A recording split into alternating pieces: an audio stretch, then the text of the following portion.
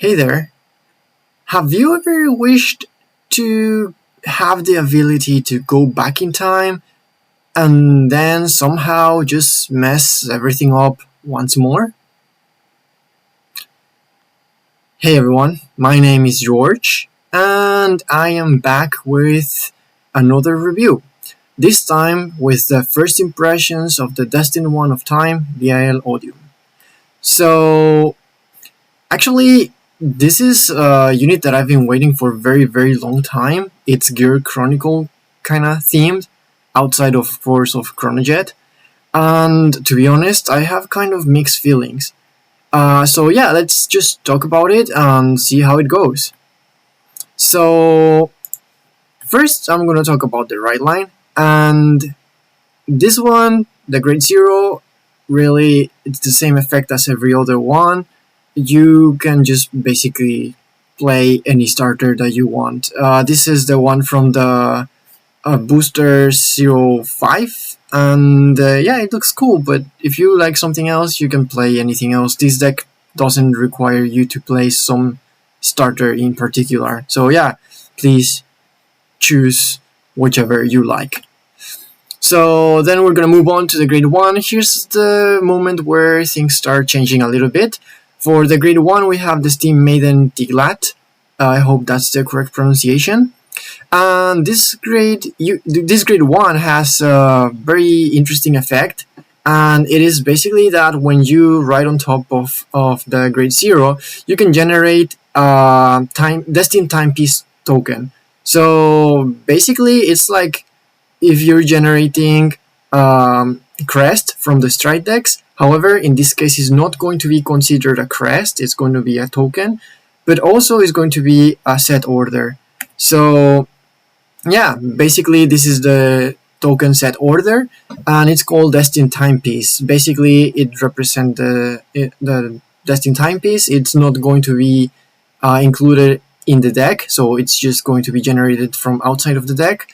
And it has one effect, which is very interesting. It's a continuous effect, and it says you cannot ride a grade 3 or greater card with without Liael. And also, you can have regress gauge. So yeah, that's basically the same as it's a very simple effect, and it's very similar to the stride decks crests. So if in case you don't really know, it's just like this. This is a stride deck crest, and of course the crest allows you to stride, but it's not going to be considered set order or anything. It's just a crest. In this case, yeah, it's just a set order. And also, it's important to notice that the Elementaria of Sanctitude, I think that's the name, doesn't work. At least not the one that is mentioning the opponent having a crest other than the energy generator. So yeah, now let's move on to the grade 2 from the right line, which is Life Cessation Colossus.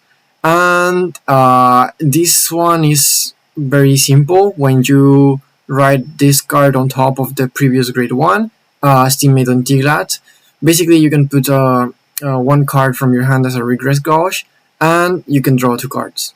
Very simple. I think it's just fine, and it helps the deck somehow. So now we're going to be talking about Destined One of Time, Liael Odium, which is going to be the main Vanguard. And this card is going to have 3 effects. They are interesting.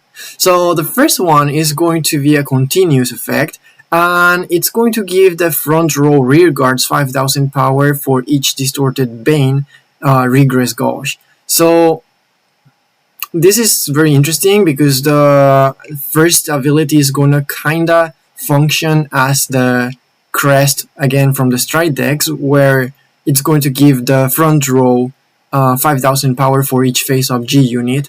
But in this case, there's some differences. The main one is it's just going to give the front row rear guards the power, which means Liael itself is not going to be gaining any power here. Kind of a shame. I think that would be a very good effect and not so powerful, especially because I'm going to be talking about other cards later on, and they don't seem to be so powerful either. Spoilers, I suppose. And yeah, this also kind of makes you so you have to play Distorted Banes in your deck in order to activate this ability more often, or to have this ability active more often. Anyways, the second effect is when this unit attacks, you can just Soul Blast 1, choose a card from your rear guard or your hand, and you can place it into your Regress Gauge as a gauge, basically. And you will get triple drive. Now, this is very interesting thing because it specifically mentions getting triple drive, not getting drive plus 1. I'm going to talk about this a little bit more later.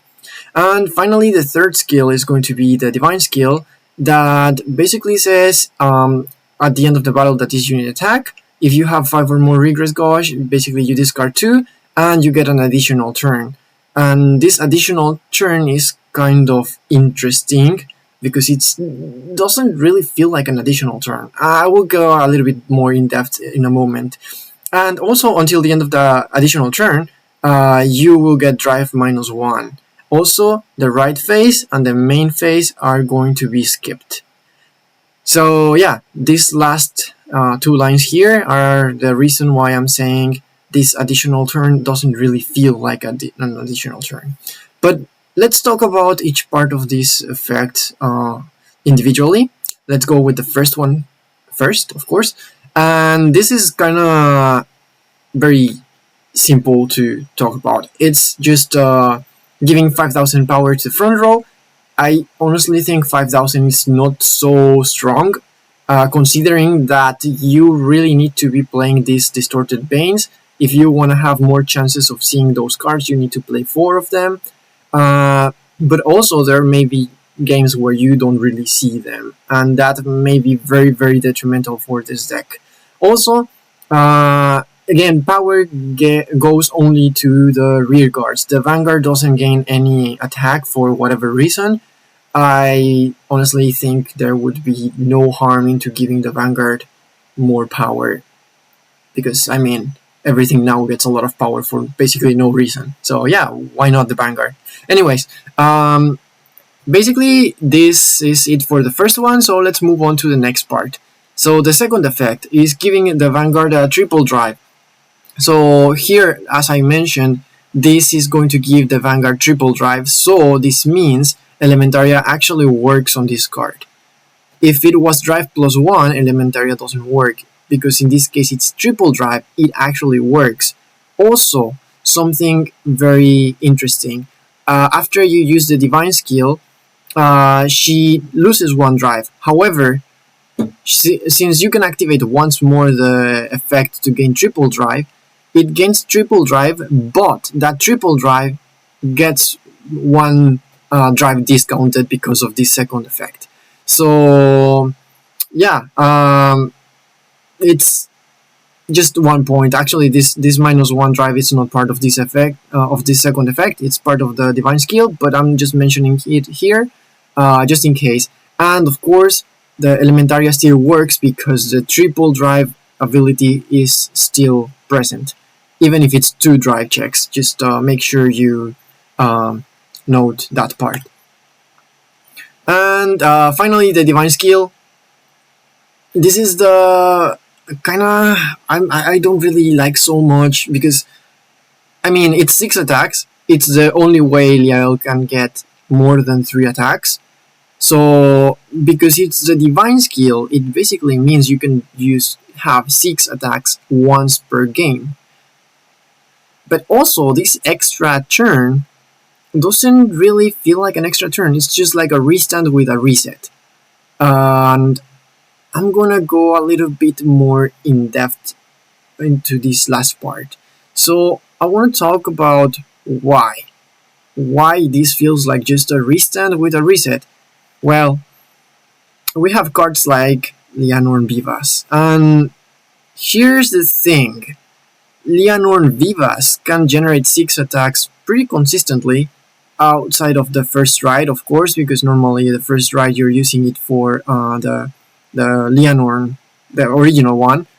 But starting from the second turn on grade 3, it's more easy to actually generate 6 attacks, and actually they're very, very strong.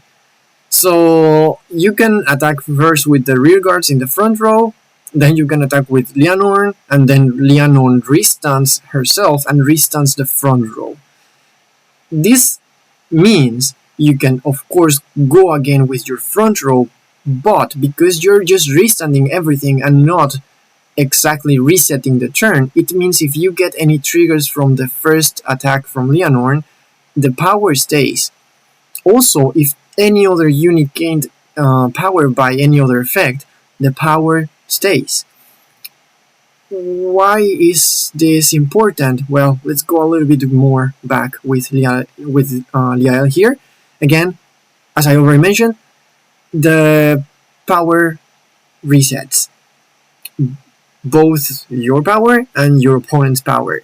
And in a way, this may be helpful if, let's say, your opponent is 3 damage or 2 damage, and you somehow manage to get him to 5 damage, and in the process the opponent gets defensive triggers or something and you got nothing or whatever. Even if your opponent gets an over trigger, that still resets the whole power thing. And this may sound very good, but what about if your opponent is in 5 damage already? Then that doesn't really sound so amazing, right? And here is the kicker, basically. Lianorn has very powerful rear guards. Like this one here, Rosarian Fairy. This is a super strong card, and it really has basically no cost. You really just have to be on Lianorn. And the thing here is, every time she attacks, basically you can choose one of your other back row rear guards, and this card is going to get that power. And that is actually very strong, because Lianorn's rear guards tend to get very, very big numbers. So even if your opponent gets 1 or 2 triggers, actually Lianorn doesn't really care about that. Unless, of course, it's the over trigger, which, that may be a problem, but who doesn't really have a problem with over trigger, right? So, honestly, if I were to pick between these two decks, at least for raw power, Lianorn I think would be better. Actually, also even Lianorn has many ways to consistently call the rear guards from the drop zone, so you can actually just get Rosarian Fairy multiple times very easily, and also has very big defense with Broccoli Guy and other stuff. So anyways, what do you think about this? So actually that reminds me, we haven't talked about the order card. It's a Distorted Bane, it's a normal order, and only you can play this if you have Liael in its card name. So this is actually interesting. I'm not completely sure yet about how exactly this works. I mean, if you somehow get to put this card into your Regress Gauge, maybe the second effect is active. However, it's kind of interesting, the wording here. It requires you to have Liael, and actually Liael is the only one that gets the gauge thingy.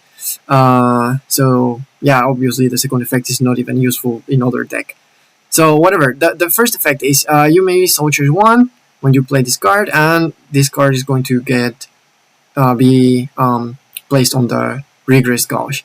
And then it has another effect. When this card is put as a Regress Gauge, you can draw a card, and your Vanguard gets basically 10,000 power until the end of turn. So if you remember, Liael gives 5,000 power to rear guards. If you put this card during your turn, Liael will get 10,000 instead of 5,000. The problem here is, again, it's only when it's put. So basically, if you don't have this card, Liael doesn't get the power, even if you have already 3 or 4 of them in the Regress Gauge counters. The front row is the one getting the power, at least the front row rear guards, but Liael is getting nothing. And it's highly dependent on you having it on your hand or on your drop zone. There are some ways maybe to search for this card, like Audience, or there's another great one. I don't remember the name. Yeah, I talked about this card before, but honestly I don't remember it right now. However, it's very dependent on this card, so you most likely want to play 4 of these. Now, is this probably going to be an issue in this deck? I have tried this card in some playtests, and doesn't really feel like it's getting in the way, because again, you can just put it on your Regress Gauge with its own effect with Liael, and there's another card that is also going to help you with that. So most of the time, it's just going to go out of your hand almost the same turn you get it, and also because of the second effect, is basically just replacing itself. So yeah, it's fine, I would say. But again, it just makes your deck a lot more compact and the choices you get for the other grade 2s and grade 1s that you want to play, even other grade 3s, gets very reduced. So yeah, that's this card. I think it's just fine, solid. And just something I forgot to mention, the power increase can be used on any grade, so if you place this on your Regress Gauge with the grade 2 on the right line, the grade 2 also gets the 10,000 power. So yeah, I think it's fine in the end. Now, the support cards. We have Anachronos Dragon. Here, this one is important to notice, it's a grade 3, and it's triple rare. So yeah, just out of the bag, you're playing already the Persona Right Leonorns, that's 3 grade 3s, then 4 grade 3s with the Distorted Bane if you want to make it as consistent as possible, and most likely 4 of this guy, because actually he's pretty good, I think. At least he's probably the best card in this deck outside of the Vanguard, and of course the Distorted Bane. So the effects here are in the Gauge Zone. At the beginning of your battle phase, if this card is a Regress Gauge, you counter +1. Choose a card from your drop zone, put it face up as a Regress Gauge, and if you did put a card, you can call this card to the rear guard circle. So basically, this is one of your only ways to put the Distorted Bane in your drop zone into your Gauge Zone, which kind of makes it a little bit more consistent. So yeah, that's a good one. And important to notice here, doesn't give you extra attack. I will talk about this effect a little bit more later, so let's go to the next one. When this unit attacks, if you have a grade 3 or greater Vanguard with Liael, this unit is going to get 5,000 power. If you have 3 or more Regress Gauges, you get 2 energy +2 and retire one of your opponent's rear guards. So yeah, let's talk about the effects. First of all, it's not an extra attack, so it's at the start of the battle phase. It kind of helps you, of course, with the extra turn-ish thingy, but like honestly, you really don't need to bind stuff. You get some extra power by binding your rear guards, but sometimes you actually want to bind from your hand, especially if you have the Distorted Banes. So yeah, I had games where actually I don't even proc this first effect. And also, it's a counterblast, and this deck is kinda counterblast heavy sometimes. So yeah, that's one thing. Then the retire, I guess it's okay. I don't think it really needs it, but sure, why not? Then we have the grade 2. This one is kinda meh. Also, when you place it on rear guard, you can just counterblast 1, draw 1 card, and soul charge 1. Again, it's another counterblast, so there's 2 cards in your deck that require counterblast. And continuous ability on the rear guard circle. Basically, if you have 3 or more Regress Gauge, you get boost. It's okay, it's just a 10,000 booster. If that's it, I guess there's many better things to use. I'm kind of impressed. This is a double rare, but it doesn't even get extra power, doesn't even get intercept or extra shield or anything. It's just a 10,000 booster. Yay. I suppose. Um, so yeah, my thoughts about this card. I'm sorry, I'm getting a little bit ahead of my thoughts section, but honestly, I think it's kind of lackluster. So yeah, just a draw and an extra and a booster. That's it. Then we have the grade 2, which is a rare card, and I think it's fine. Steam Burner Amiditana. I am tired of this name from the anime. I kind of like this card. It's just 10,000 uh, extra card guy. When you call this to the rear guard, it's gonna give 5,000 power to any of your units. Or if you put this one on the same card on the Regress Gauge, it also gives 5,000 power to any of your units. So yeah, thoughts. I mean, you can technically just proc this guy's effect twice: one by calling it and one by binding it from the field. Um, However, the thing is, Liael is 3 attacks deck. So based on my experience, usually you want to attack with the Vanguard first if you're going to have 2 more attacks. And yeah, it's kind of interesting because it puts you into this situation where Liael has three drag checks. So let's say you attack with this guy first. Of course, you can use Liael to bind this guy and just give 5,000 power to something else. But that's going to make you very predictable. And it happened to me many times before that I attack with this guy, my opponent just no guards it, and then you attack with Liael, they use perfect guard, and then the other rear guard, your opponent knows that even if you get triple trigger, you're gonna put the power on the other rear guard, so they can just easily prepare for that. And that is kind of not so good. I honestly prefer to just attack with Liael first, and then just bind my... Sorry, not bind. I'm thinking about bind. Place the order card into the gauge and just draw 1 card and get extra 10,000 power to Liael. I think that's the best way to use this. And yeah, also if you use the Distorted Bane to put it on the gauge, also the front row gets extra 5,000 power. So I think I feel like this binding effect, it feels kind of useless sometimes. So yeah, it's a rare card. I think it's okay for a grade 2. But most of the cards in this deck feel like they can just be replaced by something else. Anyways, I'm gonna talk about now. This point really is the 5,000 actually worth being more predictable. So yeah, kind of annoying. And finally, the grade 1, Ablaze Chimera. It's just solid card, really. When you put this card into your rear guard circle, counter +1, check top 5, call 1 card. Very simple. You only need Liael in your Vanguard, and that's it, really. My thoughts about it, just this, solid. You can just call it at any point with any card. You can just proc this effect, search top 5, and call something you need. Yeah, it's fine. Now the deck uses... This is the 3rd card with Counterblast. That makes this deck a little bit more Counterblast heavy, and that is kind of annoying sometimes because actually this is probably the best effect you can use with Counterblast with the support that I have seen so far.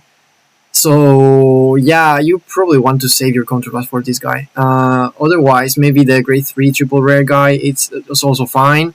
But yeah, it's okay, I suppose. And just to finish this, my early impressions, I think first Liael's first effect, it's kind of annoying. I think it's gonna be very annoying later to think about the different ways to build this deck, because just playing 4 of this order and being basically forced to play 3 more Liael, it already takes a lot of space, and you don't really have a lot of flexibility on the cards that you actually wanna experiment with.